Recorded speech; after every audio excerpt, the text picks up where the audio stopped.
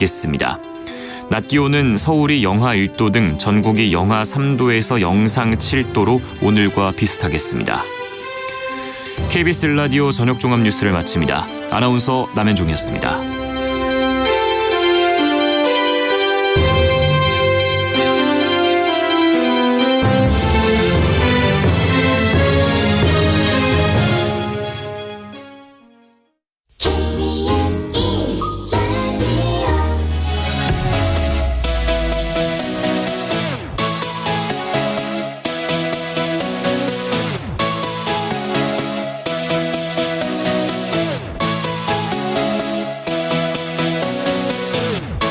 KBS 열린 토론.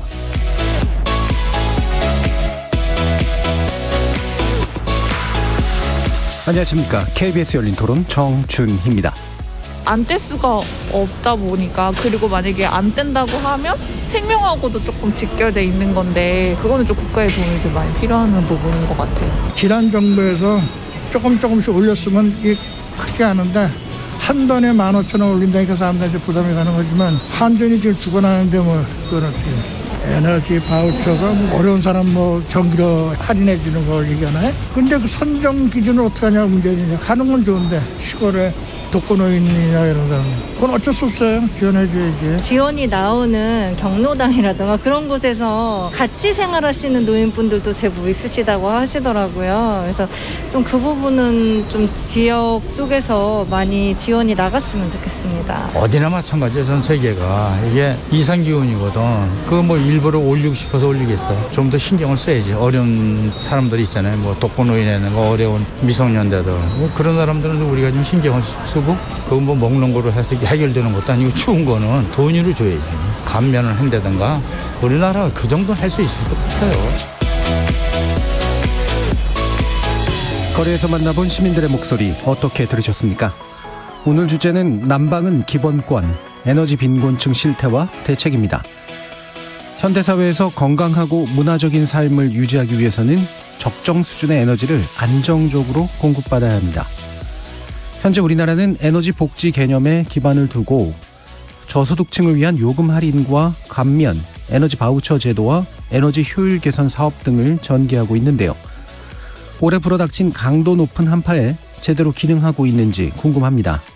잠시 후에 세 분의 전문가와 함께 기후위기 시대 에너지 복지 사각지대의 취약계층 실태 짚어보면서 관련 대책 논의해보는 시간 갖도록 하겠습니다. 오늘 토론 문자로 참여하실 분은 샵 9730으로 의견 남겨주시면 됩니다. 단문은 50원, 장문은 100원의 정보 이용료가 붙습니다. KBS 모바일 콩과 유튜브를 통해서도 무료로 참여하실 수 있습니다. 시민 논객 여러분의 뜨거운 참여 기다리겠습니다. KBS 열린 토론 지금부터 출발합니다. 살아있습니다.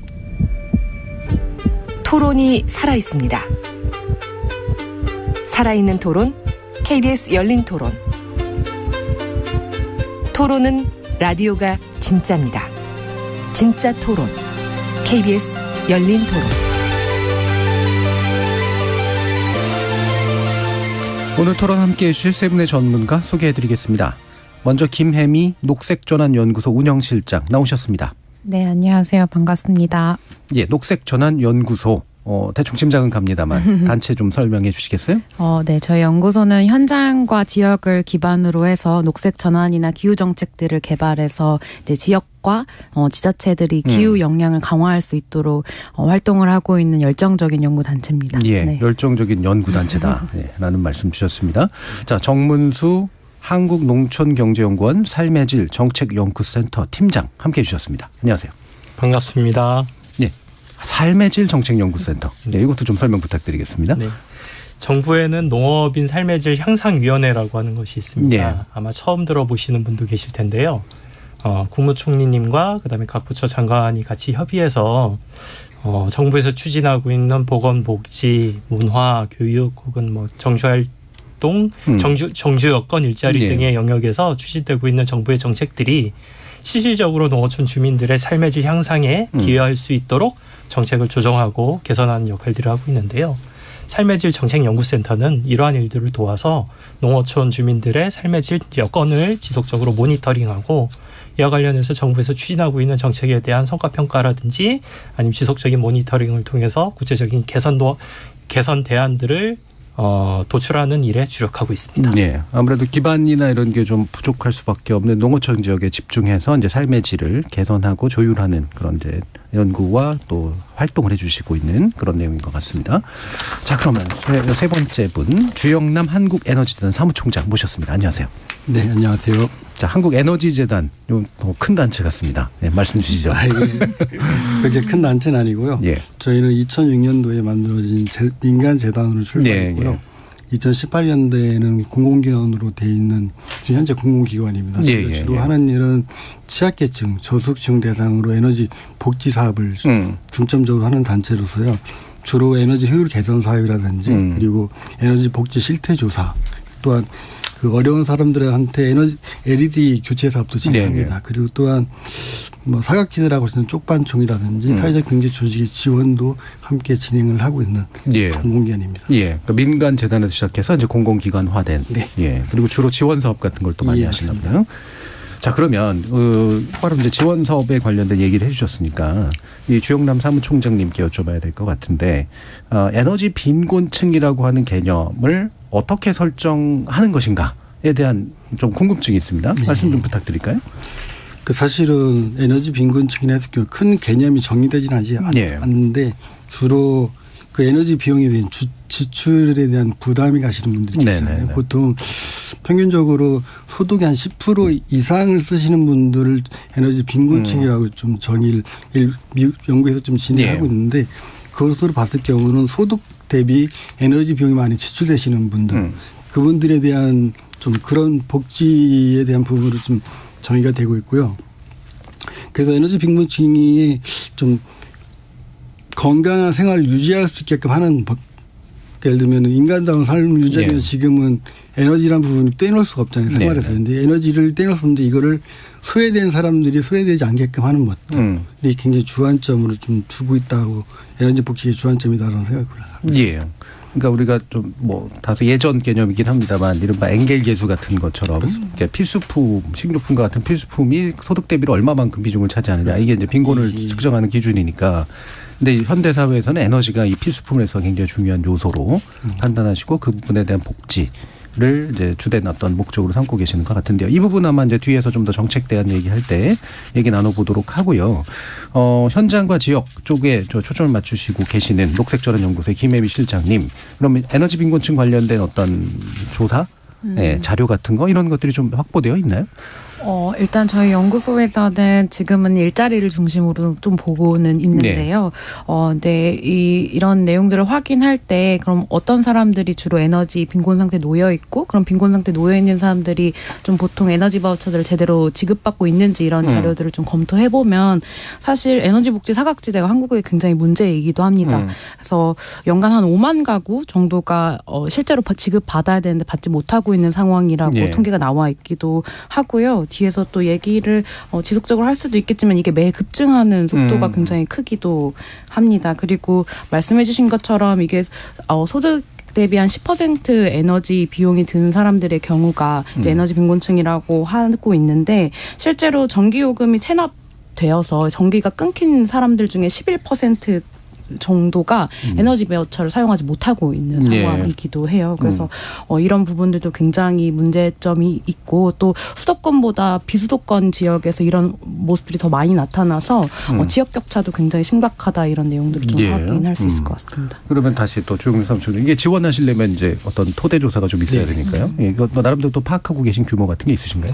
저희는 이거를 사실은 정확한 데이터를 갖고 있지 않습니다. 다만 저희가 지원해 주는 데는 이게 공공 세금으로 지원되기 때문에 대상자들은 주로 이제 수급자, 그다음 차상위 계층 약 한 271만 가구 정도가 되고요. 그 외에 이제 사각지대란 부분이 수치로 과외가 지금까지는 아까 5만 가구라고 했는데 그게 정확한 수치를 갖고 있지는 않습니다. 사실은. 아무래도 그러니까 일단은 이제 전반적으로 일단 빈곤층이라고 볼 수 있는 이제 수급자 계층이나 차상위 계층을 대상으로 뭔가 이제 에너지 복지 정도를 지금 제공하려고 하고 있는 그런 상태인 것 같은데요.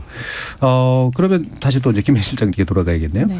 그러니까 실제로 현장에서 보시면 사회복지사 활동도 하셨다고 들었어요. 네네. 예, 특히 이제 아마 요즘 쪽방촌 주민들은 다시 저기 연탄 떼고 있다 뭐 이런 얘기 그렇습니다. 많이 들리던데요. 실제로 겨울 나기 굉장히 힘들 것 같습니다. 예, 현실이 어떤가요? 네, 에너지 취약계층이라고 이야기는 하지만 사실 실제로는 주거 취약계층들이 많습니다. 말씀해 주신 것처럼 쪽방촌이라든지 홈리스라든지 이런 분들이 사실상 에너지 문제에 가장 위험한 상태에 놓여 있는 분들이고요. 사실 며칠 전에 또 텐트에서 이제 숙식을 하시던 홈리스 분께서 동짓날 돌아가시는 일이 있었습니다. 그러니까 이 실제로 한국에서 여전히 이런 문제들은 지속적으로 발생하고 있고요. 또 이분의 경우에는 복지제도를 신청하지도 못하셨어요. 가족분들에게 이게 폐가 될까봐. 그렇기 때문에 사실 에너지 빈곤층이라고 우리가 오늘 얘기는 하고 있지만 이건 빈곤 문제이기도 하고 굉장히 복합적인 문제라고 말씀드릴 수도 있을 것 같아요. 그리고 쪽방촌 이렇게 고시원, 옥탑방 이렇게 우리가 비적정 주거라는 공간에서 사는 분들이 이런 문제에 가장 많이 놓여 있는데 실제로 우리가 혹한기에 질병이나 사망자가 어디서 가장 많이 발생하냐 이렇게 조사를 해보면 어디서 많이 발생할 것 같으세요? 비적정 주거 안에서. 네, 주거지나 주거지 주변에서 가장 많이 발생합니다. 사망자와 우리가 그냥 일터나 뭐 논밭 길거리에서 많이 발생할 거라고 생각할 수 있는데 실제로는 주거지에서 가장 많이 발생하고 있습니다. 그렇기 때문에 그러니까 에너지 빈곤층들이 정말 얼어 죽는 거, 쪄 죽는 거 이런 문제들은 집에서 발생하고 있다라고 좀 보실 수 있고요. 그럼에도 불구하고 이번 이제 예산국회 끝났잖아요. 그런데 이제 주거 관련된 주거복지 비용이 굉장히 많이 삭감됐습니다. 이번에 예산 통과할 때. 그래서 이번에 이제 여름에 반지하 참사도 있었고 실질적으로 이 에너지 문제랑 주거 문제가 어떻게 연결되어 있는지 상관관계를 보여줄 수 있는 사건들이 너무나도 많았는데 여전히 정부나 국회는 이 문제에 매우 소홀하다라고 볼 수밖에 없을 것 같습니다. 그러니까 결국은 자신의 삶의 터전에서 이제 바로 그냥 죽음을 맞아야 되는 그런 비극적인 일들이 굉장히 많다 이런 말씀이신데요. 아까 또 김혜윤 실장님께서 농어촌과 이제 도시 간의 격차 문제도 또 언급을 해주셔서 오늘 이제 농어촌 문제 또 전문하시는 정무수 팀장님께도 여쭤봐야 될 것 같은데 농어촌 지역이 왜 이런 에너지 복지의 이제 또는 빈곤의 어떤 핵심 지역이라고 또 볼 수 있는가? 뭐 한 말씀 부탁드릴까요? 실제로 그 난방 연료를 비롯한 에너지 공급이라고 하는 것은 대규모의 시설 투자가 필요하고 이런 그 인프라 시설이 잘 갖추어진 그 도시 지역에 비해서 농촌 지역에서는 이러한 여건들이 불리하기 때문에 오히려 그 뭐 도시 그러니까 농촌 지역에서의 어떤 에너지에 대한 어떤 빈부격차가 훨씬 더 심각하다고 할 수 있습니다. 뭐 최근 들어가지고 물론 이제 도시 지역 같은 경우는 뭐 도시가스와 이제 중앙 지역 난방과 같이 어떤 이제 인프라 시설로 인해서 이제 난방 연료들을 공급받는 것들이 비교적 수월하긴 한데. 농촌 지역 같은 경우는 그 읍지역을 중심으로 군청 소재지라든지 읍지역을 중심으로 최근에 정부가 노력을 기울여서 그 읍지역의 보급률이 그 도시가스 보급률이 한 67.7%까지는 올라갔습니다. 그렇지만 문제가 되는 것은 자연 취락마을 형태에 있어서 좀 이제 멀리 떨어져 있는 농촌 마을인데요. 이런 마을에 이제 거주하고 계시는 주민분들 제가 작년에 이제 노인 주거복지 실태에 대해서 이제 마을에 방문해서 직접 조사한 결과 이게 좀 샘플링을 통해 가지고 좀 부정확하긴 하지만은 자연 마을에 있는 그 농촌 주민들이 기름 보일러를 사용하는 비율이 거의 90%에 육박하는 걸로 되어 있고 그리고 이 외에도 뭐 그 아궁이에서 뭐 그 우리가 아시는 뭐 장작을 뗀다든지 이런 식의 약간 좀 이제 등유비가 비싸니까 이런 식의 이제 보완적인 연료들을 사용하시는 그런 어르신들도 꽤 됐었습니다. 이제 이런 문제와 더불어서 이제 다들 아시다시피 최근에 이제 국제 유가가 급등하면서 그 최근에 있어서 등유 가격하고 휘발유 가격이 거의 비슷해졌어요. 작년 같은 경우에는 2021년도 평균 등유값이 950원, 1리터에 950원에 살짝 못 미쳤는데 최근 들어가서 그게 60% 이상 증가해서 한 1,540원 정도 이 정도까지 했는데 이거는 거의 휘발유 가격과 일치되는 숫자입니다.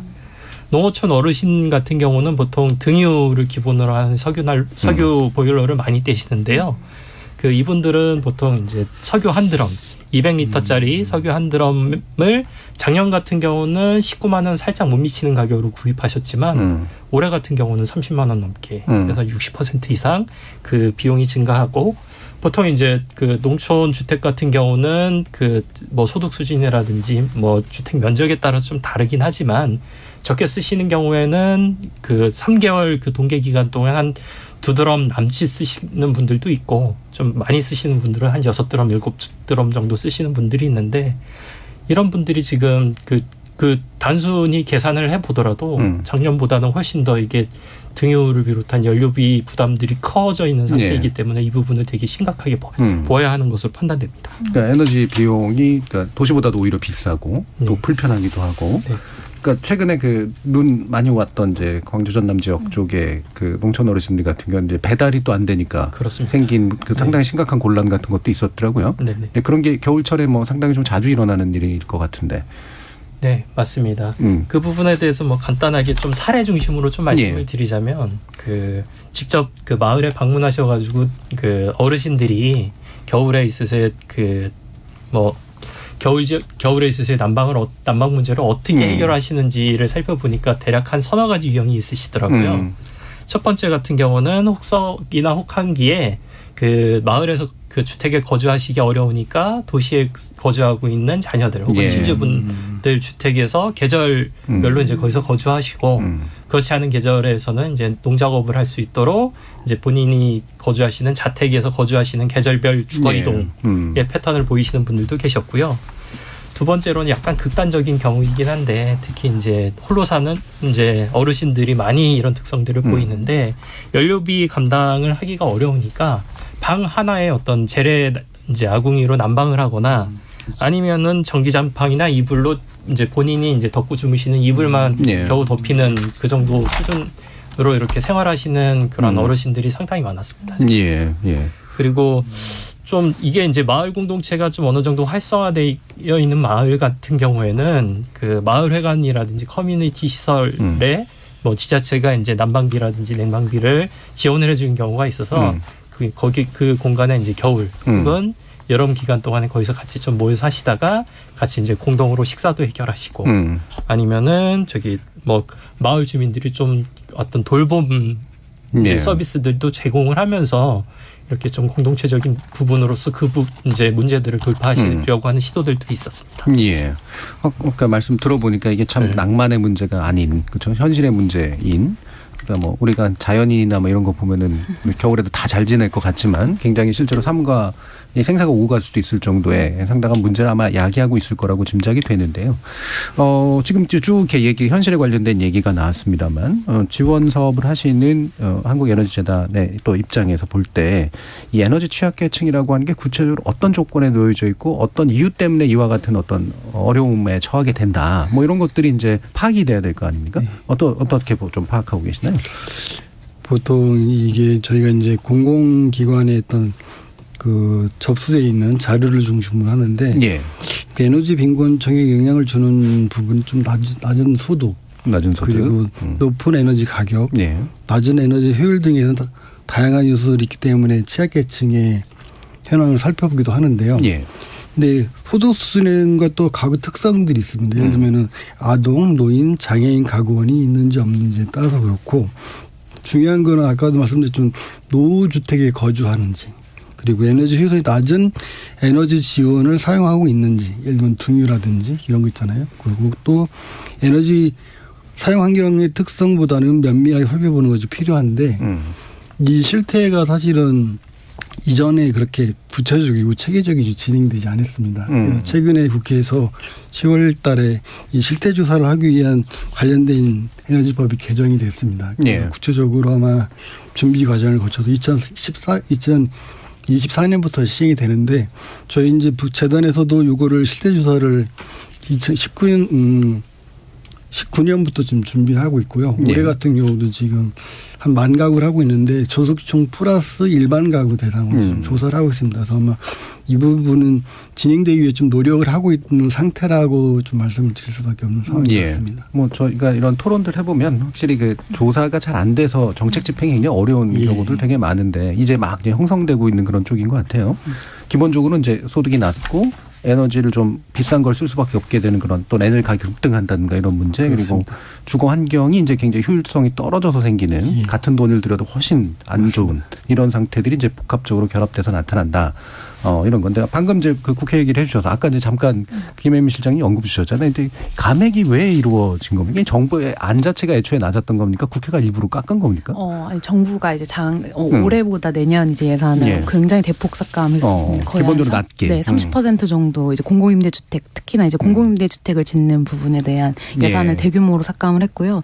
그나마 예산국회에서 그 감액률을 조금 조정했는데 그게 뭐 한 6천억 정도밖에 안 됩니다. 그러니까 그래서 굉장히 실질적으로 말씀해 주신 것처럼 이전 정부에서 뭐 그린 리모델링이라든지 집수리 사업들을 뭐 하겠다라고 이야기하면서 뭐 공공임대나 이런 주거복지 예산들을 좀 확충했던 부분들이 있는데 그냥 이번 연도 이게 내년에는 아예 그런 것들을 기대할 수 없을 정도로 지금 깎인 거고 오히려 뭐 이사비나 이런 부분들에 대한 지원들은 좀 늘었어요. 근데 갈 곳이 없는데 이사비 지원을 하겠다라는 겁니다. 그래서 이런 문제 좀 복합적으로 일어나고 있다라고 설명드릴 수 있을 것 같아요. 그러니까 원래대로라면 이런 이제 안 좋은 주거 환경을 좀 개선하기 위한 에너지 효율화하기 위한 그런 식의 방향, 정책 방향이 있었는데 이 부분이 이제 거의 없어지고 약간 이주하도록 만드는데 도움 주는 정도 그런 식으로 아마 아이디어가 좀 바뀌었나 보네요. 좀 다시 그럼 정무수 팀장님께 여쭤봐야 될 것 같은데 이게 기본적으로 이제 그 에너지 빈곤층에 대한 에너지 복지 접근을 해야 되는데 도시와 이제 농어촌은 당연히 조건이 다르니까 접근 방식도 좀 달라야 된다. 뭐 이거는 충분히 동의되는 것 같은데요. 구체적으로 어떤 측면들이 이제 그것에 필요한 건지 좀 말씀 주실 수 있을까요? 우선은 뭐 도시 지역과 농촌 지역 주민들을 통틀어서 그 에너지 취약계층이라고 하는 분들이 또 주거 취약계층이기도 하고 아까 그 김혜미 실장님께서도 말씀하셨던 것처럼 이분들이 또 여러 가지 삶의 질 여건에 있어서 불리한 상황에 계신 분들이라서 이런 문제들이 다 어떻게 보면 복합적으로 연결이 되어 있습니다. 특히 이제 에너지 복지와 관련해서 보면 특히 이제 취약계층 이제 그 에너지 취약계층이 주로 거주하시는 주택이 노후하거나 혹은 주택 상태가 불량하거나 해서 예를 들어서 이제 그 난방 시설 자체도 효율이 높지 않고 아니면 아까 말씀하셨던 것처럼 등유 위주의 개인이 직접 조달해서 써야 되는 그런 어떤 수단을 쓰기도 하고 기본적으로 주택의 단열 성능 자체가 좀 미흡한 경우가 많기 때문에 그 단지의 어떤 주거비 이제 그 에너지비를 지원해주는 어떤 정책 수단과 더불어서 지금 거주하고 계신 어떤 주택을 좀 이제 보다 이제 좀 에너지 효율적인 그런 주택으로 좀 개선할 수 있도록 집 고쳐주기 사업과 좀 병행돼야 될 필요도 있고요.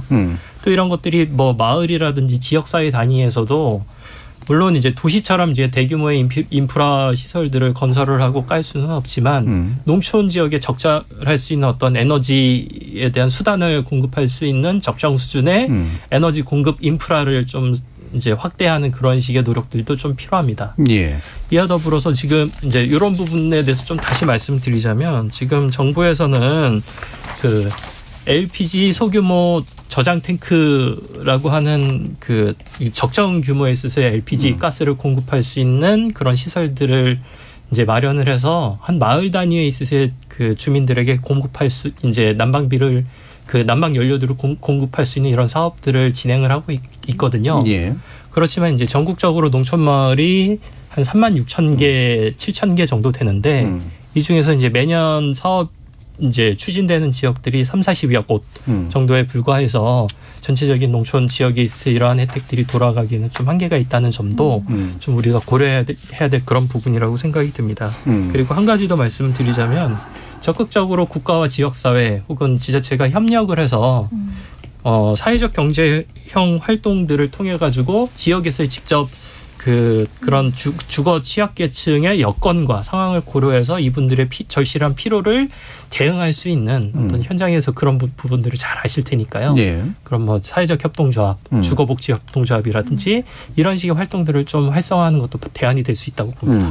그러니까 일단은 단열이 잘 안 되고 이런 거주 환경을 개선하는 건 지속적으로 이루어져야 될 일이고 그러니까 LPG나 이런 것처럼 상대적으로 그래도 잘 공급될 수 있는 것이 거점들을 확보해가지고 좀 잘 공급될 수 있도록 좀 만들어줘야 되는데 이게 되게 좀 미진한 상태고 네.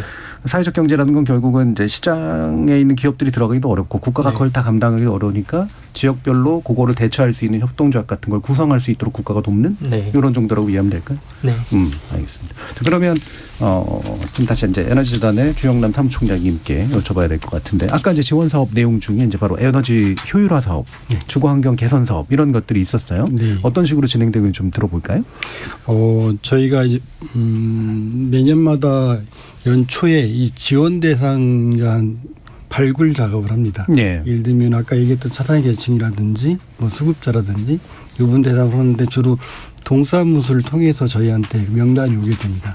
대략 올해 같은 경우는 한 3만 가구 정도를 지원했거든요. 그 아까 연료율 개선 사업을 해서 주로 단열, 창호 시공 그리고 또한 올해는 1만 가구 정도 했는데 그 보일러도 교체를 해줍니다. 그렇게 해서 해주는데 또 시설도 저희가 한 100시설을 좀 지원해 주고 사회복지 시설도 있고 노인정도 같이 있습니다. 그런 시설 하는데 주로 이분들이 초반에 연초에 저희한테 접수를 받고 그럼 저희가 실제로 공사가 가능한지 현장을 답사하게 됩니다. 그리고 어디가 필요한지 뭐 창호다 아니면 단열이다든지 이걸 전국의 모든 지역에 다 대략 한 6만 가구가 접수가 들어옵니다. 그럼 그중에서 한 반 정도는 뭐 불가능한다든지 아니면 주인과의 관계 여러 가지 관계가 안 되기 때문에 올해는 한 3만 가구 정도 좀 진행했는데 이렇게 해서 좀 해서 그렇게 해서 진행을 하고요. 그게 주로 한 겨울이 오기 전까지는 난방 사업을 끝내고 또 아까도 얘기했던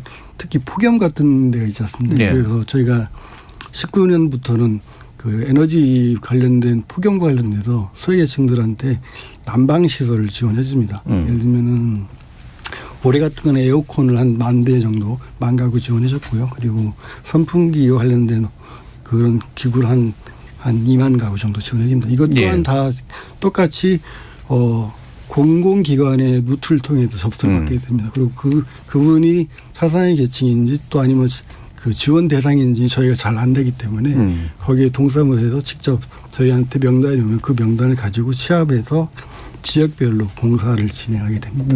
그럼 이제 주로 읍면동 단위의 이제 어떤 기초지자체로부터 받아서 거기서 선별해가지고 이제 지원을 나가주시는 이런 방법인 것 같은데 약간 하나 더 이제 궁금한 게 이게 사실 재원은 어떤 식으로 마련이 되는 건가요? 이거는 전액 국비로. 그러면 이를테면 법률이나 이런데 그 지원 근거라든가 규정 같은 것들이 있는 건가요? 현재 에너지법에 16조항에 이제 에너지 복지와 관련된 그게 좀 진행이 돼 있고 또 산자부 이제 고시로 돼 있습니다. 그럼 이 부분은 사실 그 재원 규모 자체는 그 뭐 변동은 없는 그런 건가요? 아니면 변동성이 좀 있나요? 변동성이 뭐 계속 늘어나고 있습니다. 올해보다 올해가 868억인데 내년에 좀 올라가게 됩니다. 예산도 들어가게 되고. 근데 다만 이제 거기가 비용이 한 가구당 최대한 240에서 220 정도 들어가는데 이 비용이 좀 더 많게 들어가게 되면 또 좀 더 좀 복지가 좀 해결될 수가 있는데 비용이 한계가 있는 것 같고 또 시설 같은 경우 저희가 한 1,000만 원 정도 제한이 있습니다. 이 부분도 좀 있기 때문에 그 재원형 부분은 좀 늘어나면 늘어날수록 이 부분에서는 좀 안정적인 지원을 건데 중요한 건 저희가 생각하는 거는 이 에너지 복지와 관련된 부분은 좀 데이터가 좀 준비가 되어 있어야 되고 또 이 부분은 하루아침 해결될 부분도 아니고 이 사계절은 매번 오는 과정이기 때문에 안정적이고 그 지속적이고 그리고 꼼꼼하게 하려면 이 부분을 법적인 재정 정치가 있어가지고 이거를 어떤 체계적으로 할 수 있는 기관이 필요하다. 그래서 그런 부분에서는 법과 제도가 필요하고 그 부분에 대해서는 좀 국회 쪽에서 좀 논의를 하고 있는 걸로 알고 있습니다. 그러니까 제가 뭐 이걸 여쭤봤던 게 이게 들쭉날쭉한 경우들이 굉장히 많아서 그러니까 정부마다 또 되게 정책이 달라지기도 하고 그래서 이게 법령상으로 좀 보장이 돼 있고 말씀하신 것처럼 주무기관 같은 것들을 있으면 안정적으로 좀 진행될 수 있는 부분들이 있을 것 같아서 한번 여쭤봤네요. 자, 그럼 요거하고 연관된 거로 이제 앞에서도 에너지 바우처 제도라는 얘기를 했었는데 요즘 바우처란 말 이제 원래 식권에 쓰던 말이지만 뭔가 이제 지급해 주는 건 일종의 지원금 같은 그런 제도라고 볼 수가 있을 것 같은데 이게 이제 에너지 영역에 왜 어떻게 도입이 됐는지 이 부분 김혜경 실장님 좀 부탁드릴까요? 네, 말씀해 주신 것처럼 이제 뭐 이런 기후 문제라든지 자연 재난 문제 커지니까 이제 바우처로 도입이 됐고 실제로 2015년에 도입되고 나서는 말씀해 주신 것처럼 생계급여, 의료급여 수급자를 중심으로 이제 제공이 되고, 그다음에 세대별 특성으로 뭐 장애인이든 노인이든 한부모 가족이든 이런 특성에 따라서 또 지급이 되는 내용들이 있었는데 2022년에 한시적으로 주거급여랑 교육급여를 받는 수급자들한테까지 지원이 됐어요. 왜냐하면 에너지 비용이 너무 올랐고 또 겨울에 한파나 이제 여름에 폭염이 심각할 것이라고 예상을 했기 때문에 그런 거죠. 그런데 이제 예산안이 매년 증가하는 추세라고 말씀해 주셨지만 올해 이제 내년에 또 이게 삭감이 돼요. 이 부분에 에너지 복지 관련된 예산이 거의 400억 또 바우처 부분이 또 삭감이 되고 올해 이제 한시적으로 주거급여, 교육급여 수급자까지 제공했던 것을 다 뺐습니다. 그래서 다시 생계급여, 의료급여 수급자들한테만 제공하는 걸로 지금 다시 변경이 됐고요. 이런 게 이제 좀 안타까운 지점은 뭐냐면 저희 2018년에 살인적인 폭염이 있었잖아요. 그 이후에 사실 폭염이랑 한파가 그때 처음으로 재난이 됩니다. 자연재난이 그때 처음으로 지정이 되는데요.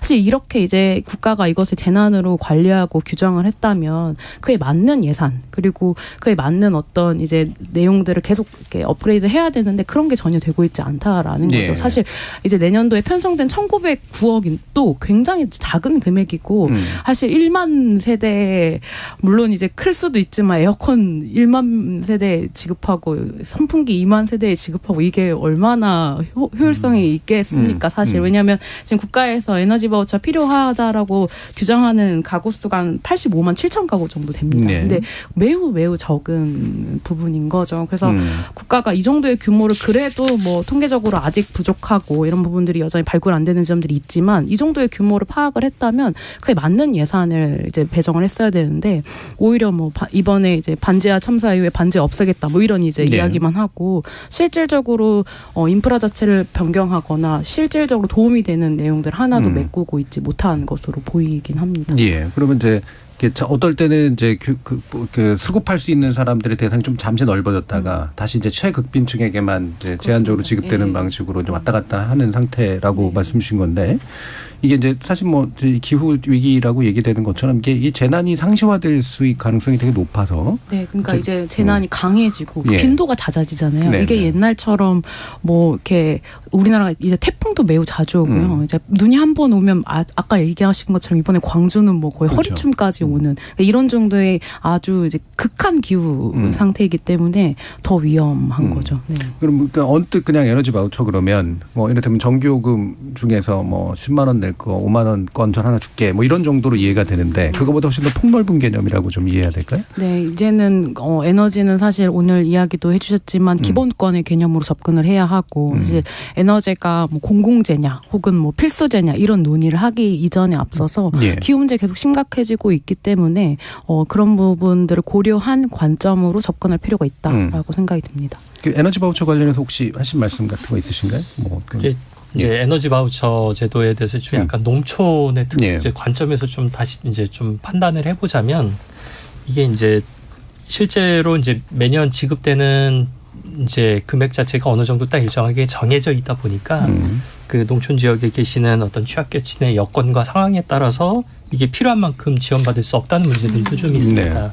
그리고 이와 더불어서 아까도 말씀드렸는데 이제 농촌 지역의 문제들은 이런 이제 에너지 복지 문제들을 야기하는 여러 가지 문제들이 다양한 여러 가지 문제들이 좀 중첩이 되어 있기 때문에 아까도 간단하게 말씀드리긴 했는데 에너지 취약계층에 대한 비용 보조 방식 그 자체로만 해결하기는 어렵고 다양한 어떤 정책 수단과 좀 연계가 돼서 지원이 돼야 될 필요가 있다는 생각이 듭니다. 그래서 이거를 좀 제가 말씀드리는 거는 주거복지 차원에서 하나의 어떤 일환으로서 좀 접근하는 그런 식의 좀 폭넓은 관점이 필요하지 않을까 이런 생각이 들고 이게 이제 아까 말씀드렸던 것처럼 이제 이제 어떤 집 자체에 있어서의 어떤 효율성, 그 에너지 효율성을 높이는 거, 그 다음에 지역과 마을 단위에 있어서 뭔가 농촌에 적합한 에너지 어떤 공급 수단을 마련하거나 아니면은 뭐 이와 더불어서 좀 최근에 있어서 기후 변화 문제에 있어서 농촌 지역이 극히 취약하고 여러 가지 문제들이 오히려 중첩되어 있는 곳이 농촌 지역이거든요. 그래서 최근에 있어서 기후가 극단적으로 변화하고 있는데 뭐 혹서기와 혹한기에 있어서 기후가 이렇게 이제 그런 극단적인 기후에 있어서 농촌 지역에 있어서 피해들이 훨씬 더 많이 발생하고 있습니다. 예. 아까 말씀하셨던 것처럼 농촌 지역에서 그러니까 주로 이제 그 여러 가지 사망자라든지 이런 여건들을 살펴보면은 농작업 하시다가 돌아가시는 분들이 2위를 네. 차지하거든요. 좀 이런 부분들을 좀 해결을 하려면 농촌 지역에 있어서 최근 벌어지고 있는 글로벌 기후 변화에 있어서 위기에 대응할 수 있는 좀 회복 탄력적인 그런 식의 조건들을 농촌 지역에 좀 적용을 하는 그런 식의 대안들이 필요하다고 여겨집니다. 예. 그러니까 극빈층에 대한 비용 보조 수준을 넘어서서 기후 위기가 일상화된 상태 속에서 다양한 삶의 형태들의 최저선을 어떻게 보장해 줄 것이냐. 네. 요 관점에서 이제 접근해 주신 게 이제 이 에너지 바우처 제도를 좀 넘어설 수 있는 그런 길이다. 네. 또 주영남 사무총장님 혹시 말씀 주실 거 있으실까요? 저희는 주로 이제 그 방법을 주로 어떤 그 에너지 비용을 지원해 주는 것도 예. 있고 그리고 할인해 주는 쪽도 있고 저희가 주로 하는 건 에너지 비용을 절감해 주는 쪽으로 진행하는데 절감해 준다는 거는 이 효율 개선 사업과도 중심은 이제 에너지가 새는 부분을 좀 줄여주는 거죠. 네네. 그래서 그 비용을 줄여주는 방식으로 가고 있는데 주로 유럽 쪽에서 그런 좀 방향을 좀 선택을 예. 하고 미국도 그렇습니다. 그래서 그런 방향으로 좀 저희가 좀 진행을 하고 있기 때문에 또 LED 교체 사업도 진행하거든요. 그것 또한 이제 그 전기가 굉장히 중요한데 그 불빛을 또 LED를 교체해 줌으로 해서 그 비용도 절감해 주는 예. 부분으로 좀 포커스를 맞춰서 진행을 하고 있습니다. 예. 그러면 1부 마치기 전에 이 부분 하나 더 짚고 갔으면 좋겠는데요. 더불어민주당 김용민 의원실이 이제 낸 자료를 보면 미발급 가구 에너지 바우처에 대한 2019년에 2.8만인데 2020년에 4.7만, 2021년에 5.5만 가구까지 늘었다. 왜 느는 건가? 그러니까 다시 말하면 바우처가 필요한 사람들이 안 가져간다는 얘기인데요. 이 부분 왜 그런지 좀 말씀 주시겠어요? 그러니까 이게 2019년에 그리고 21년에 거의 2배 가까이 이런 거잖아요. 그러니까 사실 그러면 그동안에 오히려 더 많은 사람들을 발굴해내거나 또 발굴해내는 방법이나 기술들이 더 좋아졌을 텐데도 이렇게 미발급 상황이 벌어지는 거고 그동안 이제 수원 세모녀 사건 같은 것들이 발생하는 거죠. 그러니까 이게 왜 그러냐면 사실 전 너무 안타깝긴 합니다. 공단에서 이게 모든 것이 전산화되어 있거든요. 그러니까 어떤 내용까지 전산화가 다 돼 있냐면 자격, 가구수, 월별 바우처 이용 금액, 그다음에 이 카드를 썼는지 안 썼는지, 고지 금액이 얼마인지까지 다 전산화되어 있는데 실질적으로 이 미발급자들을 발굴해내는 노력이 굉장히 부족한 것으로 보이긴 합니다. 그래서 이런 부분에 대해서 공단과 그다음에 이제 산자부가 사실 이 부분에 대해서 관여를 하고 있기 때문에 좀 적극적으로 대응을 해야 되는데 여전히 이런 부분에 대한 미진함이 보입니다. 네. 그러니까 필요한 사람 알아서 이제 신고하고 발급해 가라고 얘기하는 게 아니라 필요한 사람들에게 찾아가는 그리고 그런 실제로 이제 필요하다. 농촌에서 이런 부분이 떨어지는 것도 이게 카드니까 발급도 받아야 되고 신청도 해야 되고 근데 이게 너무 복잡한 거예요. 저도 오늘 다시 가서 한번 신청하는 걸 봤는데 저도 헷갈리더라고요. 근데 이게 이제 어르신이라든지 장애인 가구라든지 이런 분들은 어떻게 또 이것들을 쉽게 신청을 하겠어요. 그래서 그리고 또 이게 여름철에 전기 요금은 또 고지서에서 알아서 감면이 되는데 또 겨울철 난방비도 신청 바우처를 받아야 돼요. 그러니까 이렇게 뭐 일관성도 없고 제도가 그래서 이런 부분들이 좀 개선이 필요하지 않나 하는 생각이 듭니다. 실제 수요자들이 이제 사실 이 부분을 제대로 활용할 수 없는 그런 상태가 있다라는 그런 한계점들을 얘기해 주셨는데요. 이어지는 2부에서 이것의 정책의 근본적인 이슈에 관련된 측면으로 좀 더 짚으면서 이 얘기 나눠보도록 하겠습니다. 자, 지금까지 들어온 청취자 문자가 있어가지고요. 박의준 문자캐스터 불러보죠. 박의준 문자캐스터. 지금까지 여러분이 보내주신 문자들 소개합니다. 고재성님, 지원도 중요하지만 어떻게 사용되는지, 정말 필요한 곳에 에너지를 필요로 하는 사람들이 사용하는지 이 부분도 잘 파악해야 한다고 봅니다. 7606님, 해외 오지마을들에선 땅을 파서 분뇨나 음식물 찌꺼기, 동물 사체, 잡초 등을 발효시켜 메탄가스를 만들어 조리와 난방에 사용하고 있습니다. 관련 기술 개발과 보급에 더더욱 신경을 쓰는 건 어떨까요? 6169님, 쪽방에서 겨울 나기가 너무 힘듭니다. 등유 2통이면 65만 원 정도인데 그 비용이 너무 버겁습니다. 에너지 바우처를 한 20만 원이라도 더 지원해 주셨으면 합니다.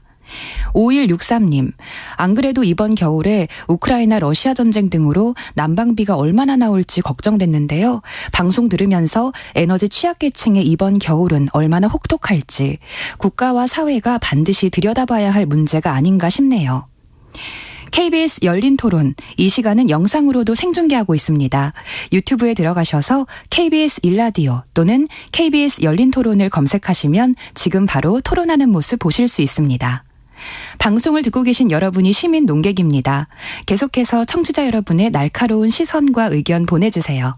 지금까지 문자캐스터 박의주였습니다. 토론이 세상을 바꿀 수는 없습니다. 하지만 토론 없이 바꿀 수 있는 세상은 어디에도 없습니다.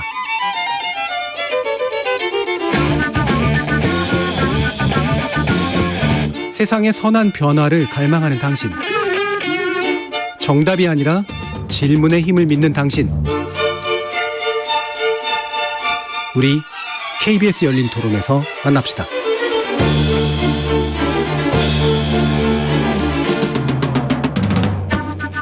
KBS 열린 토론 난방은 기본권, 에너지 빈곤층 실태와 대책이라는 주제로 정문수 한국농촌경제연구원 삶의 질 정책연구센터 팀장, 주영남 한국에너지재단 사무총장, 김혜미 녹색전환연구소 운영실장 이렇게 세 분의 전문가와 함께하고 있습니다.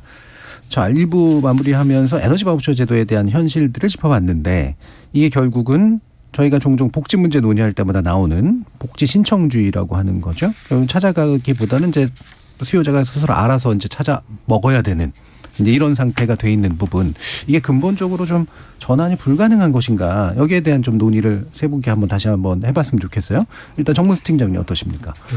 한 두 가지 정도를 좀 말씀드리고 싶은데요. 네. 우선은 지금 있으실 정책이 전달되는 과정이 아직까지는 정부를 비롯한 공급자 중심에 있어서 여러 가지 상황 판단이라든지 정책 소요에 대한 어떤 판단들이 많이 이루어지고 있는 것 같습니다. 그렇지만 실제로 그 에너지 복지 측면에 있어서의 그 에너지 취약계층이 어디에 있고 누구이고 그다음에 어떤 절실한 피로들을 느끼는지에 대한 정확한 실태 파악이라든지 이에 근거에서 어떤 수요에 입각해서 좀 정책을 설계하려고 하는 어떤 그런 식의 노력들이 좀 필요하다고 여겨지고요.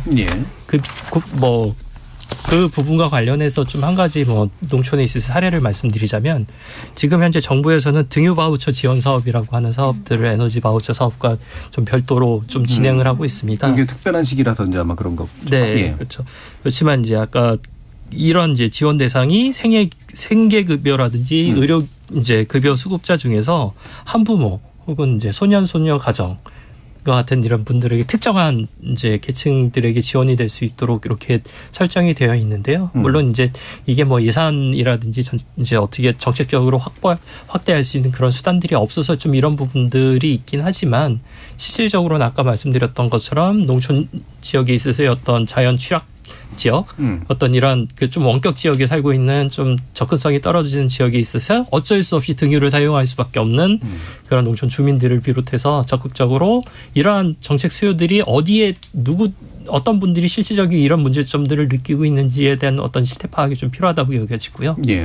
그다음에 이제 아까 두 번째로는 아까도 말씀드렸던 것처럼 지역사회 혹은 지자체 차원에서 정책 수요자들 직접적으로 발굴하고 뭔가 구체적으로 지역의 여건에 맞는 자율적이고 자치적인 그런 활동들이 좀 더 확대될 필요가 있고, 이러한 측면에서 사회적 경제 활동이라든지 그런 활동들이 좀 더 활성화돼야 될 필요도 있을 것 같습니다. 예. 그러면 실제로 이제 주영남 사무총장님 이걸 지원해 주시는 역할을 하시는 분이니까 현실에 대해서 훨씬 더 많은 것들을 또 느끼실 것 같은데요. 예.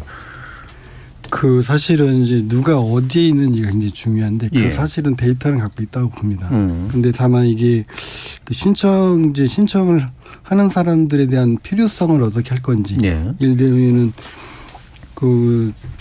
이게 에너지 복지든 어떤 복지 사업하는 공공기관에서는 그럼 이거를 어떻게 할지를 다 좀 공유하는 시스템이 돼야 되는, 현재 그게 공유할 수 있는 시스템이 없습니다. 저희도 그 접근성이 없거든요. 그래서 접근성을 갖고자 하기 위해서 좀 법률을 개정하기 위한 노력을 하고 있는데, 저희 같은 경우는 주로 전국 200개 넘는 지자체 다 커버를 하고 있습니다. 그리고 또 읍면동 사무소 가서 실제로 발굴을 하고 있습니다. 그래서 예를 들면은 저희가 이런 사업을 하고 있는데 이런 대상자가 있느냐 없느냐 직접 가서 발굴도 하고요. 거기에 맞춰서 맞춤형으로 가서 또 원래 이제 영등포에 100가구 정도 하려고 했는데 발굴이 잘 되면 200가구도 가고요. 또 안 되면 또 50가구도 가는.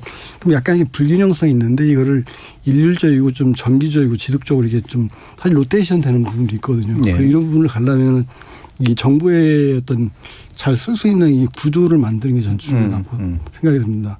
그 각 동사무소나 복지센터에 복지 담당하는 분들이 계신데 이분들조차도 에너지 복지 사업이 진행된다 아니면 어떤 복지 사업이 진행된다 했을 경우에 분배를 어떻게 할 것이라는 부분에 대해서는 좀 명확하지 않기 때문에 에너지 복지 사업 하겠다 그러면 이게 안정적이고 어느 기간 되면 이게 진행이 된다. 그렇기 때문에 이 부분이 되면은 예를 들면 주영남이라는 사람이 이번에 대상자다. 그럼 그걸 좀 발굴하는데 쉬워지는데 오히려 그게 잘 안 되다 보니까 저희는 발굴하는데 굉장히 어려움을 좀 갖고 있거든요. 이 부분을 해결하기 위한 제도와 법이 좀 정비가 됐으면 좋겠다라는 생각을. 그러면 그 현장 그 접촉면에 계시는 그 가장 기초적인 자치단체 구성원들, 그 공무원들이 이게 좀 부가적인 일로 좀 느낄 수밖에 없는 상황 이런 것도 좀 있나요? 그렇죠. 그렇기 때문에 저희가 직접 볼 수 있게끔 하면 그걸 실행하고 있는 데서 직접 볼 수 있게끔 하면은 이번에 주영남 사람은 뭐 대상자가 되네 그러면 한번 좀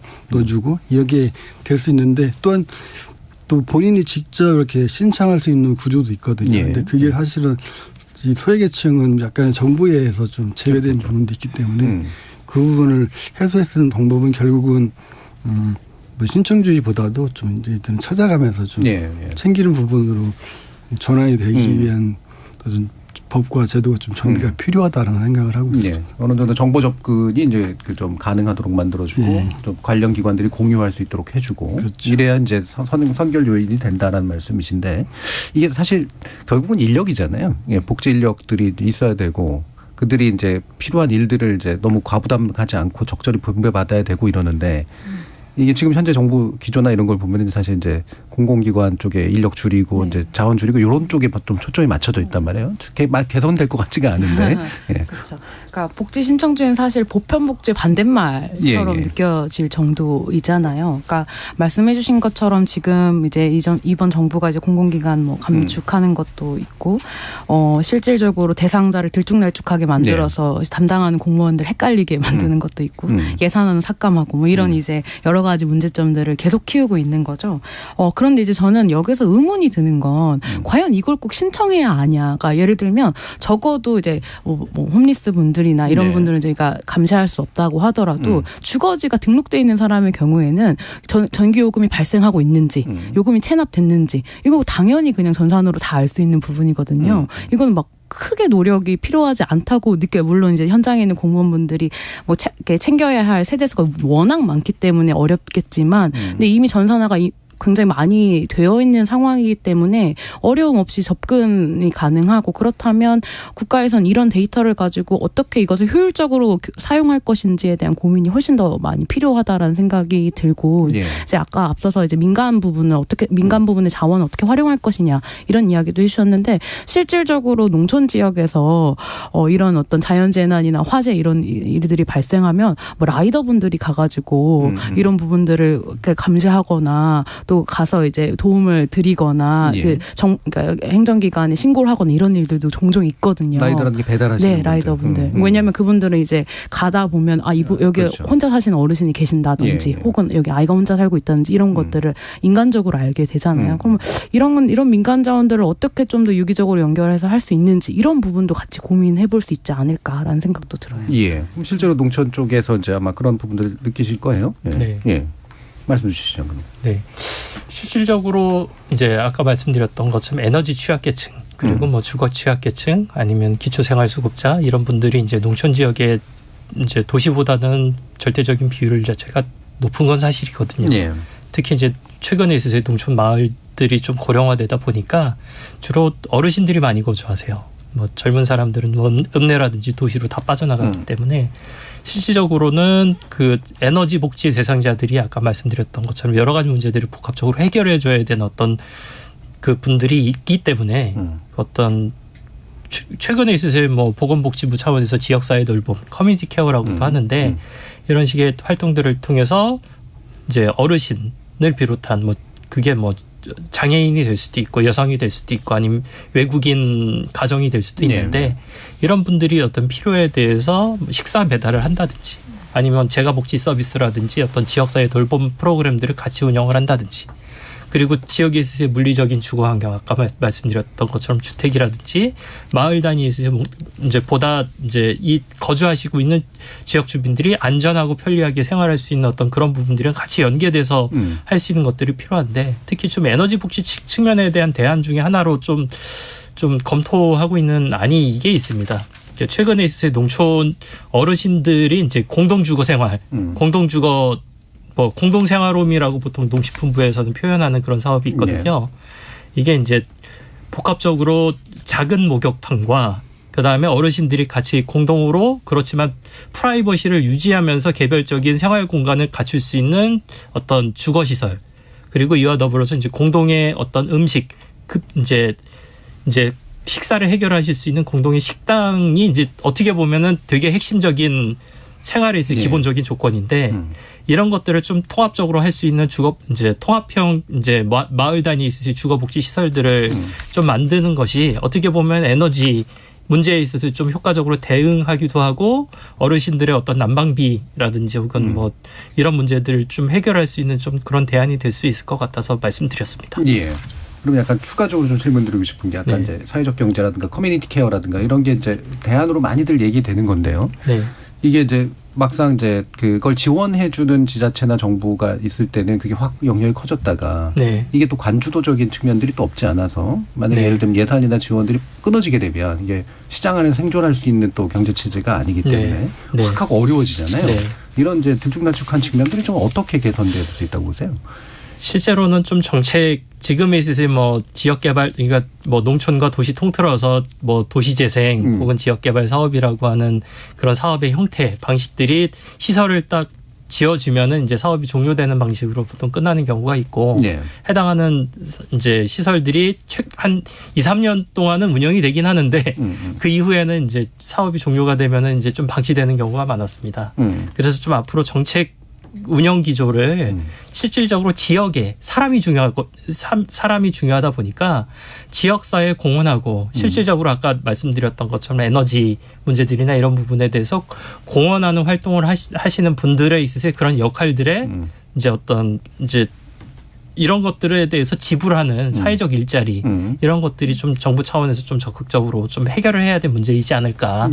좀 정부의 정책 기조라든지 사업의 운영 방식이 좀 그런 측면으로 인건비 지급이라든지 이런 부분들을 좀 현실화도 필요하고요. 그런 식의 좀 전환이 필요하다고 여겨집니다. 예. 이걸 약간 더 적극적으로 좀 하면 제가 아까도 법 문제를 얘기했는데 결국은 뭔가 이렇게 명확한 개념을 담은 법이 만들어지고 지원의 근거가 만들어져서 정부는 그거를 필요에 따라서 계속해서 집행해야 되는 그런 의무가 부과가 되는 이제 그냥 정책의 어떤 자의성에 의해서 움직이는 게 아닌 이런 게 되게 중요한 부분인 것 같아요. 그래서 이게 이른바 이제 에너지 기본권 뭐 이런 것들도 이제 뭐 헌법적 기본권은 아니겠습니다만 예, 법안에 이제 뭔가 각인이 되는 그런 개념일 것 같은데 이런 부분에 대해서 주영남 사무총님 어떤 입장이신가요? 사실 이제 에너지 기본법이라는 게 새로운 단어잖아요. 그런데 저희가 볼 적에는 그 헌법 34조에 보면은 인간다운 생활하기 위한 권리라고 있습니다. 그런데 요즘에는 이 에너지도 인간다운 삶을 권리의 가장 중요한 부분을 자리 잡고 있기 때문에 이 부분을 또한 에너지 법에도 사실은 보편적 에너지 공급에 대한 에너지 복지에 대한 명시가 되어 있습니다. 에너지법의 16조 2항부터 좀 되어 있습니다. 근데 여기에서 다만 이제 에너지 빈곤층 또는 에너지 소외계층이라고 그러죠. 그런데 취약계층 등 그 복지 대상에 대한 정의가 아직 좀 우리 사회에서 좀 공론화한다는 정의가 안 되는 상황이 있기 때문에 이 규정이 좀 고려돼야만이 그 경제적인 빈곤층, 에너지 빈곤층뿐만 아니라 그 이전의 에너지 효율 관련된 에너지 빈곤과 관련된 부분을 해결하는 기본권으로 갈 수 있지 않나 생각이 듭니다. 그래서 이 부분은 굉장히 중요한 거는 그러니까 정부의 여러 기관에서 이 사업들을 진행을 하고 있습니다. 바우처뿐만 아니라 저희가 효율 개선도 하고 뭐 전력 효율 사업도 하는데 이 부분을 할 수 있는 좀 인프라 구축이 좀 필요하지 않을까 생각이 들고 또한 법률적으로 이 부분을 그러니까 비용도 줄이고 비용을 할인하는 것도 중요하지만은 비용을 줄여서 할 수 있는 그런 공간을 만들어주는 것도 저희가 중요하다 생각합니다. 왜냐하면 저희가 하는 사업들은 에너지 비용을 줄여주는 비용 그 사업을 하기 때문에 이 부분에 대해서는 좀 법률적으로 명시가 되고 그러고 이걸 할 수 있는 안정적으로 할 수 있는 부분을 좀 법과 개정이 좀 필요하다. 그래야만이 저희가 하는 사업 같은 경우도 좀 안정적으로 지속적으로 그리고 그 데이터를 갖고 있고 아까도 얘기했던 부분처럼 뭐 대상자들은 있는데 그 대상자들한테 가지 못하는 부분을 좀 해결할 수 있지 않을까라는 생각을 하고 있습니다. 에너지 법에 이제 이미 들어가 있는 부분이 일부는 있는데 네. 그게 이제 구체적으로 누구에게 어떻게 적용할 것인가 이게 이제 좀 결여돼 있다. 그리고 누가 할 것인가. 누가 할 건가. 그 주체가 그 누구인가. 부분에 대해서 좀 약간 애매한 부분이 있기 때문에 그게 좀 정의가 필요하다는 생각을. 이거에 대해서 어떻게 생각하세요, 김혜민 씨는? 그러니까 사실 에너지 문제라고 얘기했지만 이걸 기후 문제랑 뗄래야 뗄 수가 그렇죠. 없잖아요. 예. 그리고 지금 요즘 국회에서 뭐 정의로운 전환법이라든지 뭐 탄소중립 기본법이라든지 다양한 기후 관련된 법안들이 마련되고 있고 네. 실제로 제정되고 있습니다. 그 안에는 뭐 기후 정의를 어떻게 정의할 것인지 그리고 기후 변화를 어떻게 정의할 것인지 이런 내용들이 다 있어요. 그래서 저는 국가라는 것을 경영할 때 한 가지 법만으로는 경영할 수 없잖아요. 예. 그래서 전 다양한 법안들을 살펴보면서 어떻게 더 이 문제들을 해결할 수 있을 것인가의 관점으로 의회든 정부든 접근을 해야 되는데 지금 그러한 노력을 기울이지 않고 있다는 생각이 들고 에너지 바우처 부분은 산자부가 이제 중심적으로 움직이지만 이 칸막이 행정이 너무 심한 것 같아요. 그러니까 사실 복지 수급자들을 발굴하고 또 지역사회나 지방자치단체와 이제 협업하는 건 행안부랑 또 복지부가 해야 할 그렇겠죠. 역할이기도 하잖아요. 그러면 산자부가 이 다른 부처들과 관계 부처들과 이제 협동을 해서 이런 문제들을 해결해야 되는데 그러니까 여전히 이런 부분들이 잘 안 되고 있기 때문에 앞서 얘기했던 것처럼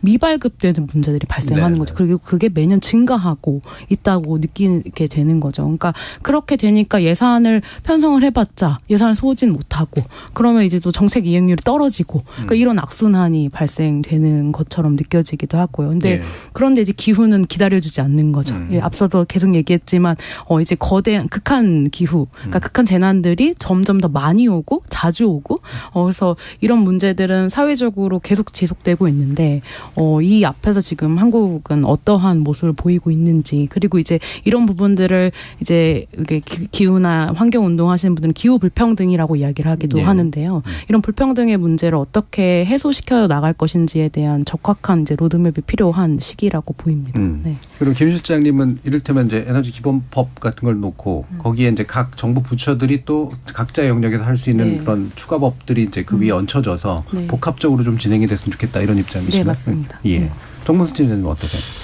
지금 기후 위기의 상황하고 지금에 있어서 국제적인 정세 불안의 상황이 중첩되어 있어서 이게 이제 유가 불안이라든지 그다음에 이제 특히 이제 취약계층에 있어서 기후 변화로 인한 어떤 그 여러 가지 부담들이 더 전가되는 이런 상황들이 이제 존재하고 있기 때문에 지금 있어서 그 유가가 이렇게 상승하고 있는데 우리가 그 뭐 등유라든지 어떤 기존에 있어서 그런 화석 연료에 의존하고 있는 어떤 그러한 난방 자원들을 뭐 이런 상태의 좀 생태적인 전환 이런 것들을 통해 가지고 지역사회에서 좀 해결 가능한 뭐 어떤 재생에너지 이런 것들을 활용해서 난방이라든지 에너지 문제를 해결하는 어떤 그런 적극적인 대안을 찾을 수도 있지 않을까 이런 생각이 듭니다. 일례로 저기 홍천에 보면 소매공리라고 하는 마을이 있어요. 그 마을이 이제 주변에 있는 축사에서 그 축산 폐수들 그 이제 모여들면서 이제 하천이 오염되고 악취가 심한 마을이었는데 이런 이제 축산 분뇨라든지 여러 가지 생활 이제 폐수들을 좀 한데 모아서 집적을 해서 여기서 메탄가스를 만들어내는 어떤 그런 시설들을 이제 에너지 재생 시설 그런 전환 시설들을 만들어서 일부는 마을에 있어서의 난방비라든지 이제 어떤 그런 에너지로 활용을 하고 나머지는 어떤 그 지역사회 이거를 판매하는 어떤 그런 식의 경영들을 마을 주민들이 주도해서 하고 있습니다. 이게 농촌 지역 같은 경우는 뭐 그 농업 부산물이라든지 농림업 부산물 혹은 지역 어떤 음식물 쓰레기 같은 것들이 좀 발생을 하기 때문에 그 어떤 그런 사람이 발생시키는 어떤 그런 환경 부하를 감소시킨다는 의미 혹은 어떤 에너지를 순환한다는 어떤 그런 측면에 대한 어떤 노력들을 좀 더 기울인다면 뭐 지금에 있어서 유가가 상승해서 석유에 의존하기 어려운 현실에서 좀 이런 문제를 해결할 수 있는 하나의 돌파구 대안이 될 수도 있지 않을까 이런 생각을 해봅니다. 예, 아까 7606님께서 그 비슷한 언급을 주셨었는데 그거하고 유사한 모형이 이제 홍천에도 네, 시도된 있습니다. 바가 있구나. 네. 이런 또 재미있는 사실을 알게 됐네요. 해외 사례나 뭐 이런 것들도 또 얘기가 좀 나올 필요가 있을 것 같아서요. 최용남 사무총장님 어떤 정책적 사례라든가 뭐 집행 사례 같은 거 좀 사실은 저희가 해외에서 진행된 상황을 저희가 그대로 한국에 좀 적용하는 사례거든요. 예. 그러니까 에너지 재단 자체가. 예. 예를 들면 미국 같은 경우도 뭐 똑같이 바우처 사업이 있겠지만은 그 효율 개선 사업을 이런 사업을 통해서 에너지 비용을 절약해주는 사업을 주로 하죠. 예. 미국도 그렇게 하고 거기는 좀 약간 민관이 좀 협력해서 진행하는 부분이었고 최근에 유럽 같은 경우는 아까도 제가 말씀드린 것 같은데 에너지 비용을 줄여주는 쪽으로 가고 있습니다. 에너지 비용 어떤 돈으로 지급해주는 비용이 있다면은 이 에너지 비용을 줄일 수 있는 방법이 무엇일까 있는데 또 최근에 유럽 같은 경우는 에너지 수표 제도라고 좀 실시하고 있다고 합니다. 네. 프랑스 같은 경우는 하는데 약 48에서 227유로를 하는데 이 돈으로 뭐 난방 비용 공사도 할 수도 있고 또 개선 사업 그 연료비도 결제도 할 수 있고 이런 또 진행을 한다고 합니다. 그런데 그 아까 뭐 지역이나 마을에서는 다양한 사례가 있는데 이 국가 차원에서 어떻게 할 것이라는 부분은 좀 약간 다르긴 하지만은 뭐 직접 현물이나 현금을 지급을 할 수도 있겠지만은 저희가 생각하는 거는 에너지 비용을 줄일 수 있는 방법이 무엇일까? 예를 들면은 적정 온도가 21도라고 그러거든요. 거실이. 근데 그 나머지 지역은 한 15도 정도 보는데 이거를 그 비용을 적게 들이면서 소외계층한테 살 수 있는 구조를 어떻게 만들 것인가 하는 부분에 대해서는 저희가 좀 나름대로는 유럽이나 미국보다는 좀 선진적인 사례를 좀 진행하고 있다고 자문하고 있습니다. 예. 그러면 이게 그 취약계층들의 주거 환경을 에너지 친화적으로 좀 개선해서 결과적으로 비용을 줄여줌으로써 현물 현금을 지급하는 것 이상의 어떤 효과, 에너지 효과도 있으니까요. 그렇죠. 기후에 대한 어떤 긍정적 효과도 있고. 예를 들면은 그 에너지 쓰는 거를 친환경 쪽으로 바꾸는 거죠. 그래서 그렇죠. 탄소 배출을 줄일 수 있는 방안을 한다든지 그것 또한 같이 하고 있습니다. 네, 그게 이제 해외 사례보다도 오히려 국내가 또 비교적 괜찮은 그런 사례들을 만들고 있다. 아까 이제 그 프랑스 그 체크 얘기, 수표 얘기해 주신 건 일종의 뭐 바우처 제도하고 유사한 것 같긴 한데 그게 이제 전체적인 금액 안에서 필요한 부분을 쓸 수 있도록 만들어주는. 그렇죠. 그런 공사도 가능하게끔 해주는 거죠. 예를 들면 단열 시공이라든지 창호 시공했을 경우에 집 고치는 비용도 결제할 수 있게끔 해주는 거죠. 그거는 이제 수급 수요자들이 이제 자기에게 필요한 걸 알아서 선택하도록 만드는 이제 그런 형태이고요. 자, 그러면 이제 뭐 우리가 마무리하면서 또 각 분야에서 이제 어떤 대안들을 좀 고민해 볼까 좀 얘기 나눌 시간이 남은 것 같은데요. 아까 이제 또 녹색전환연구소이시다 보니까 기후 위기의 문제에서 근본적으로 좀 우리가 좀 접근 방식을 좀 새롭게 할 필요가 있다 이런 문제의식을 가지고 있는 것 같아서요. 김혜미 실장님 말씀 먼저 좀 들어볼게요. 그러니까 시민들을 우리는 에너지를 소비만 할 줄 아는 사람으로 딱 규정해놓고 이 사회가 살아온 것 같아요. 근데 이제 에너지 생산자가 될 수 있지 않을까라는 사회적 상상력이 필요하다라고 생각이 듭니다. 그러니까 아까 말씀해 주신 것처럼 재생에너지를 어떻게 우리가 이제는 소비만 하는 게 에너지를 소비만 하는 게 아니라 직접적으로 생산을 해서 내가 쓸 수 있는 에너지를 자급할 수도 있고 혹은 판매를 할 수도 있고 그러니까 이런 부분들까지 고려해서 우리가 탄소 중립이라는 국가적 비전과 이제 로드맵이 필요한데 시민 한 사람 한 사람이 참여하는 게 그냥 단순히 텀블러 쓰고 이런 게 아니라 좀 더 큰 영역으로 접근할 수 있는 부분들을 이제 사회가 함께 고민해야 한다라는 생각이 들고요. 그리고 날씨가 추워진다고 정치까지 추워지면 안 되잖아요. 그러니까 이런 부분에 대해서 함께 고민하고 변화를 촉구할 수 있는 부분들에 대한 것도 정치권에서 많은 노력이 필요한 것 같습니다. 네. 그러니까 우리 스스로가 에너지만 단순히 소비하는 사람이 아닐 수 있다라는 인식. 근데 되게 중요한 것 같은데 사실 지난 정부에서 태양광 문제가 사실 역점 사업이었잖아요. 근데 이번 정부에서는 그게 굉장히 부정적인 사업처럼 이제 돼 있거든요. 현장에서 보시기엔 어떠세요? 그 얘기만 하면 지금 또 1시간 할 수 있을 것 같은데요. 네, 그러니까 지금 우리가 지금 뭐 원자력을 청정 에너지 뭐 이것이 이제 탄소로 중립하는 에너지로 사용하고 뭐 이야기하고 있지만 사실상 여기서 발생하고 있는 폐기물 문제라든지 이런 것들에 대해서는 아무것도 얘기하고 있지 되지 않기도 해요. 근데 그러면 이제 정말 공정한 상태에서 토론을 좀 해야 되지 않나라는 생각이 들고요.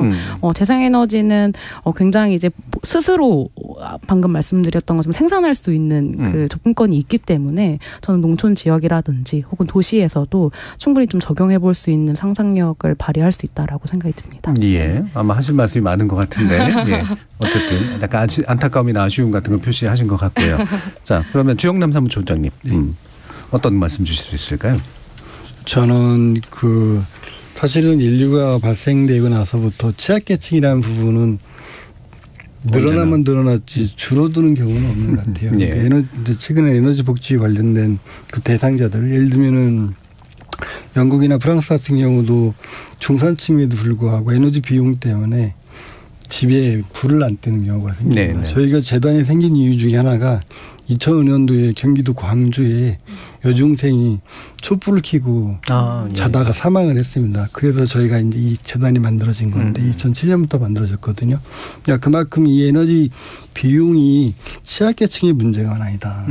왜냐면은 지금 독거노인들 보면 주로 주택을 소유하신 분도 계시거든요. 이분들조차도 이런 한파에서는 비용을 아끼기 위해서 방이 3개면 하나를 줄입니다. 그러니까 이게 취약계층의 문제는 더더욱 큰 문제지만 일반 취약계층 아닌 사람한테도 이 에너지 복지의 범위가 넓어지고 있다는 부분에서는 이 부분에 대해서 우리 사회가 모든 국회든 정부든 시민사회든 간에 합쳐서 이거를 어떻게 체계적으로 해결할 수 있을 방법이 무엇일까라는 부분에 대해서 포커싱을 해서 좀 이제는 좀 집중적으로 해야 될 부분이 아닌가 생각이 듭니다. 이게 에너지 복지라는 건 좀 띄어서 생각할 부분이 아니고 생존의 문제이기 때문에 에너지는 이제는 저는 여름에는 차가운 물이고 겨울에 뜨거운 물이라고 보거든요. 근데 이게 없는 상태에서는 더 이상 생존이 불가능하다라는 부분이기 때문에 이런 부분에서는 우리 사회가 이제 나서서 이 부분을 구체적으로 이제 정비하고 미래를 준비해야 될 때라는 생각이 듭니다.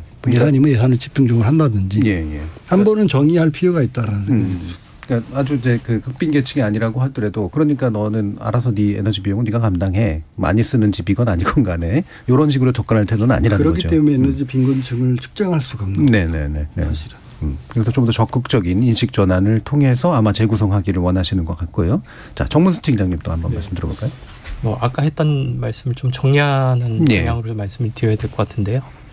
농촌 지역에서의 어떤 그 에너지 문제를 비롯한 빈부격차, 여러 가지 사회적 격차의 수준이 도시보다 더 큽니다. 실제로는. 왜냐하면 아까도 말씀드렸던 것처럼 도시에는 인프라가 잘 깔려 있기 때문에 어느 정도 공평하게 여러 가지 서비스라든지 에너지가 됐던 자원들을 접근할 수 있는 권리들이 있는데 농촌 지역에서는 그게 없기 때문이죠.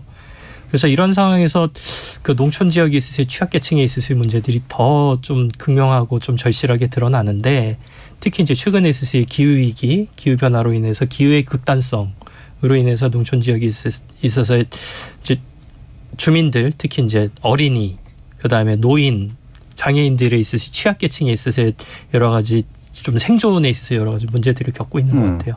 그래서 어떻게 보면은 그 에너지 어떤 문제, 그 에너지 복지의 문제가 지역사회에서의 어떤 전체적인 생존 혹은 삶의 질의 문제랑 좀 같이 연결이 돼 있는 부분이 크다고 생각이 들기 때문에 기후 위기로 인한 어떤 지역사회의 어떤 그런 여러 가지 위기를 어떻게 좀 회복되게 만들 것인지 이런 측면에서 어떤 다양한 복지, 돌봄 전략들이랑 좀 연계되는 어떤 그런 식의 대안 마련이 필요하다고 여겨집니다. 예. 그럼 제가 간단한 것만 더 여쭙고 싶은 게 이게 되게 아픈 이야기인데요. 그러니까 농어촌 쪽에는 어차피 인구가 줄기 때문에 그리고 고령화되기 때문에 사실은 추가 투자를 하기보다는 그냥 자연스럽게 사라지게 기다려라고 하는 생각도 사실은 없지는 않은 것 같거든요. 네, 맞습니다. 그 부분에서 어떻게 얘기해 주실 수 있을까요? 그래서 그러니까 농촌 지역에 있으세요 어떤 주민들의 어떤 생활 방식 이런 것들을 도시랑 공평하게 할 수는 없습니다, 솔직히. 왜냐하면 조건이 다르기 때문에.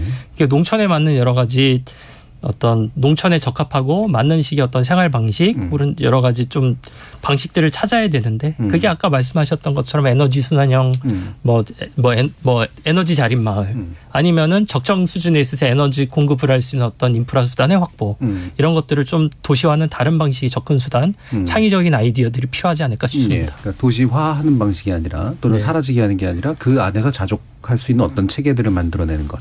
이게 이제 지금 필요하다 이런 인식이신 것 같습니다. 자, 오늘 에너지 기본권에 관련된 문제로 세 분과 함께 토론 나눠봤는데요. 오늘 함께해 주신 주영남 한국에너지재단 사무총장, 김혜미 녹색전환연구소 운영실장, 정문수 한국농촌경제연구원 삶의 질 정책연구센터 팀장 세 분 모두 수고하셨습니다. 감사합니다. 감사합니다. 현대 국가의 존재 이유는 국민의 행복과 안전을 돌보는 데 있습니다. 그런데 언젠가부터 복지가 쓸데없는 비용으로 간주되고 국가 돌봄 의무의 빈 구석을 메워주는 시민사회 활동가들이 세금을 갉아먹는 쥐들처럼 취급되기 시작했습니다. 정말 국가는 사라지더라도 시장은 남을 거라고 믿어서일까요? 그렇게 남은 시장은 정말 우리의 행복과 안전을 돌봐줄까요? 시장 속 에너지 부유층의 절제를 촉진하고 공동체 속 에너지 빈곤층의 인간다운 삶을 보조하는 것, 그 안에 국가의 존재 이유가 있을 겁니다. 지금까지 KBS 열린 토론 정준이었습니다.